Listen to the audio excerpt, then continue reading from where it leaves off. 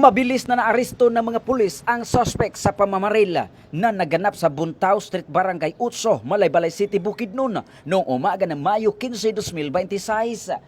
Bandang alas 10:12 ng umaga nang makatanggap ng report ang pulisya hinggil sa insidente ng pamamaril. Sugatan sa insidente ang isang 74 anyos na negosyante at isang 25 anyos na security guard. Gayunman, idineklarang dead on arrival sa doktora ang nakatatandang negosyanteng biktima matapos magtamo ng tama ng bala sa ulo at iba pang bahagi ng katawan.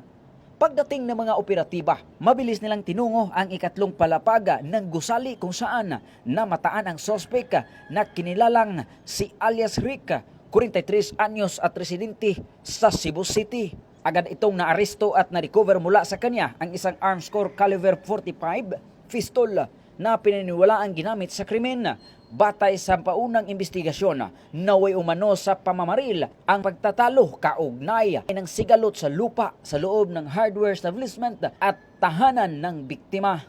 Kasalukuyang nasa kustodiya na ng Malaybalay City Police Station si alias Rica habang inihanda ang kasong murder at frustrated murder laban sa kanya.